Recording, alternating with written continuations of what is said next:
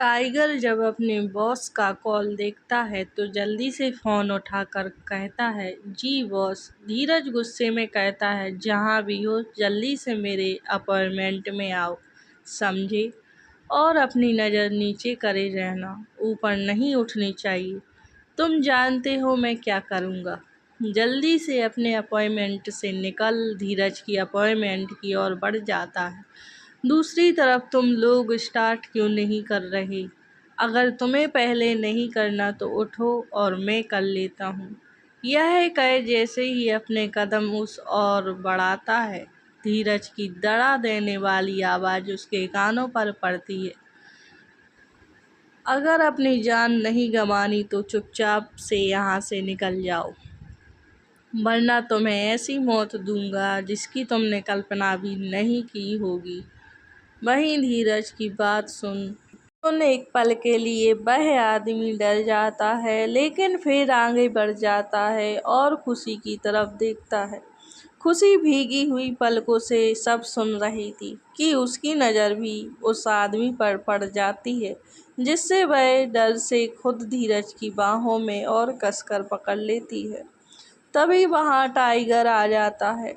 वहीं खुशी टाइगर को वहां देख हड़बड़ाने लगती है, लेकिन टाइगर की आंखें झुकी हुई थी, जिसे खुशी शांत हो जाती है। टाइगर की नज़र जल्दी उस आदमी पर पड़ती है और वह उसे गुस्से से पकड़ लेता है। वहीं जब वो आदमी टाइगर को देख पहचान जाता है कि वह कौन है और उसकी आंखें डर से फैल जाती हैं, तभी उसे समझ आता है कि जो आदमी बेड पर था वह कोई और नहीं, और वो खुशी के दोनों हाथ। माफ़ कर दीजिए मिस्टर कपूर, मुझे नहीं पता था आप हो। प्लीज़ माफ़ कर दीजिए, गिड़गिड़ाते हुए कहता है। धीरज कहता है, इसे ले जाओ यहाँ से, और तुम्हें पता है क्या करना है। और बाहर गार्ड खड़े करो ताकि कोई अंदर ना आ पाए, समझे। टाइगर भी वहाँ हाँ कहे उस आदमी को घसीटते हुए वहाँ से ले जाता है, लेकिन वह आदमी अभी गिड़गिड़ाए जा रहा था, लेकिन कोई भी उसकी बात नहीं सुनता। दोनों वहाँ से बाहर निकल जाते हैं। टाइगर दरवाज़ा लगा चला जाता है। धीरज खुशी को देखता है, जो डर से अभी भी उसके सीने से लगी हुई थी। वह उसे उठा अपनी शर्ट पहना देता है और उसके चेहरे को ऊपर कर कहता है, शांत हो जाओ, बह गया, डरने की बात नहीं है। खुशी जो रोए जा रही थी, वह धीरज की बात सुन उसे देखने लगती है और अटक अटक कर कहती है, अगर वह हमें ऐसे देख लेता तो हम खुद को कभी माफ़ नहीं कर पाते। खुद को खत्म इतना कहे वह जोर जोर से रोने लगती है। धीरज खुशी की बात सुन उसे हैरानी से देखने लगता है और कहता है, तुम पागल हो, इतनी सी बात के लिए ऐसे बोल रही हो। कहाँ बाकी लड़कियां ऐसे कपड़े पहन लोगों के सामने घूमती हैं, और एक तुम हो छोटी सी बात को बड़ा बना रही हो। उसने देखा तो नहीं ना तुम्हें। खुशी को पता नहीं धीरज की बात पर गुस्सा आ जाता है और अचानक वह धीरज को धकेल देती है, जिससे धीरज को गुस्सा आ जाता है क्योंकि धीरज नीचे गिर जाता है। वह खुशी का ऐसे धक्का देने से धीरज गुस्सा हो जाता है और वो खुशी के दोनों हाथों को कसकर पकड़ गुस्से में कहता है, हाउ डेयर यू, तुमने मुझे धक्का दिया, तुम्हारी हिम्मत भी कैसे हुई मुझे धक्का देने की। तुम जानती नहीं हो मैं क्या कर सकता हूँ। खुशी एक पल धीरज को देख कहती है, धीरज के सीने पर मारते हुए कहती है, हम उन बाकी लड़कियां जैसी नहीं हैं, समझे आप, जिन्हें अपने जिस्म की नुमाइश करना पसंद है। आपको पसंद होगा लड़कियों को ऐसे कपड़े में देखना, आपके लिए छोटी बात होगी पर हमारे लिए नहीं, हमें नहीं पसंद ऐसा। कहते हुए खुशी धीरज के सीने पर मारे जा रही थी। धीरज खुशी के ऐसे मारने से उसे तो लग नहीं रहा था, लेकिन उसके दिमाग में कुछ चल रहा था, तो वह कुछ सोच उसी टोन में कहता है, पर तुम मेरे सामने तो ऐसे ही थी। मैंने तुम्हें देखा, इनफैक्ट तुम्हें छुआ भी। खुशी, क्योंकि हम आपसे प्यार करते हैं। आप हमारे पति हैं, आपका हक बनता है, यह जानते हुए भी कि आप किसी और से प्यार करते हैं। फिर भी हम आपसे प्यार करते हैं, और यह भी सच है कि शायद आप अगर हमें छोड़ दिए तो हम आपके बिना जी भी पाएंगे या नहीं, यह भी नहीं जानते। यह कहे वो रोने लगती है, फिर अपने आंसू पोंछकर गुस्से से कहती है, अगर आप चाहते हो ऐसे कपड़े पहन लोगों से ऐसे मिलूं तो फिर ठीक है। यह कहे वह खुद को छोड़ दरवाजे की ओर जाती है।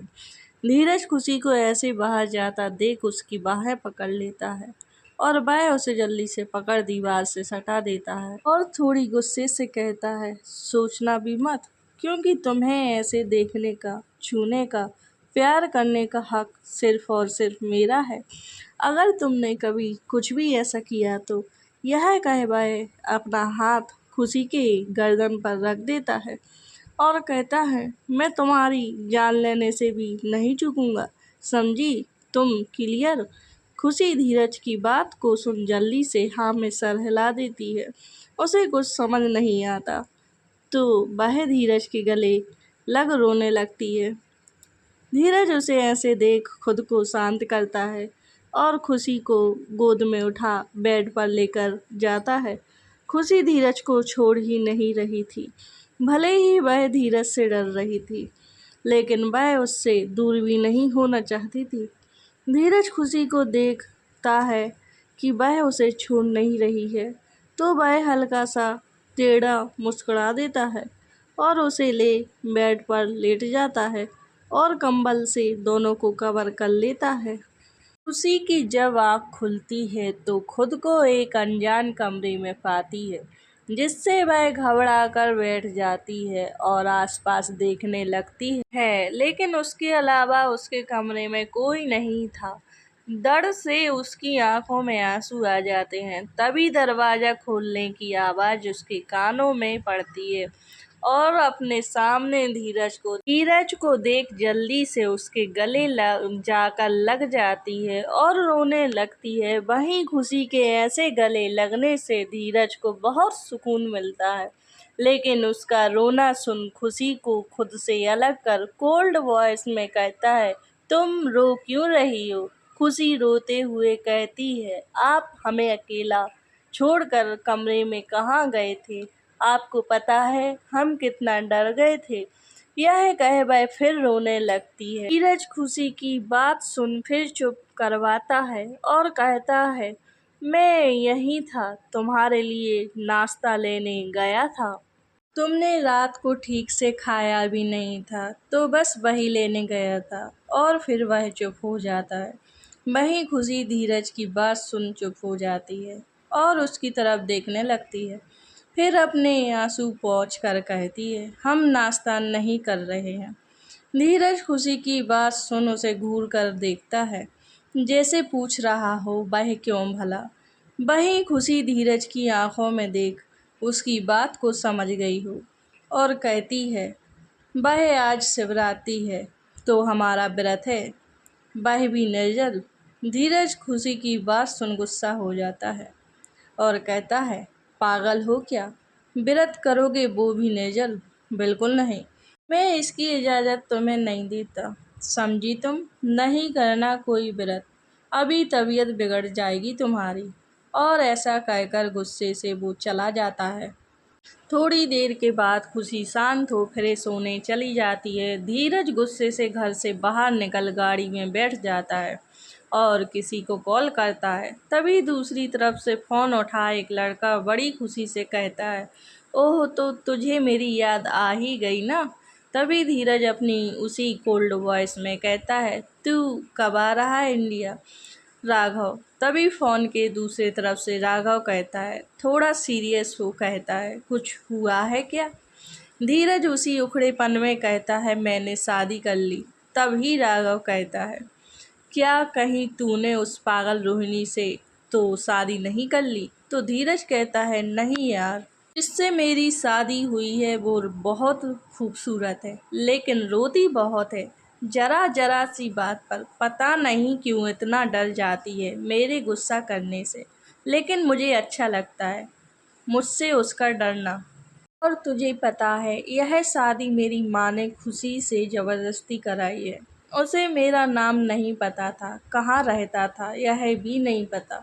सिर्फ एक दो बार उसने मेरी झलक देखी होगी और उसमें ही उसने मुझसे मोहब्बत कर ली, वह भी बेपनाह। आज वह जानती है मेरी लाइफ में कोई और है, और वह भी बहुत अच्छे से जानती है राघव कि वह मेरे बिना अपनी ज़िंदगी नहीं जी पाएगी।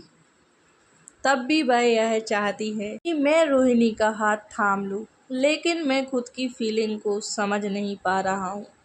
उसका मेरी केयर करना, देर रात जागकर मेरे लिए वेट करना मुझे अच्छा लगता है।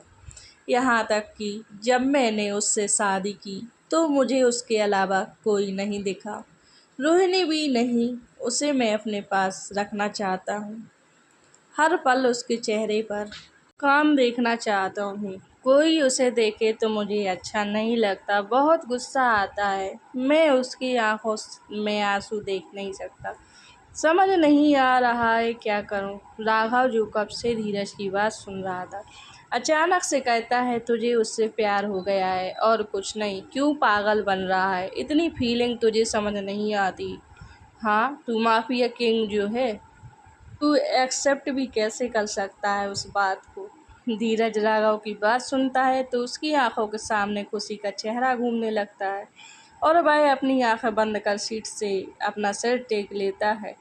राघव जब धीरज के कुछ ना बोलते हुए देख खुद कहता है, देख, मैं जानता हूँ तू रोने के बारे में अभी सोच रहा होगा। उम्मीद करती हूँ दोस्तों आज की कहानी ज़रूर पसंद आएगी, और मुझे माफ़ करना आज का पार्ट छोटा ही हो पाया है, क्योंकि आज जन्माष्टमी थी तो इस वजह से मैं ज़्यादा बड़ा भाग नहीं बना पाई, क्योंकि आज सुबह से काम में बिजी रही। तो कल कोशिश करूँगी ज़्यादा बड़ा पार्ट डालने की। तो अगर कहानी पसंद आती है तो चैनल को सब्सक्राइब ज़रूर कर देना और कहानी को लाइक ज़रूर कर देना।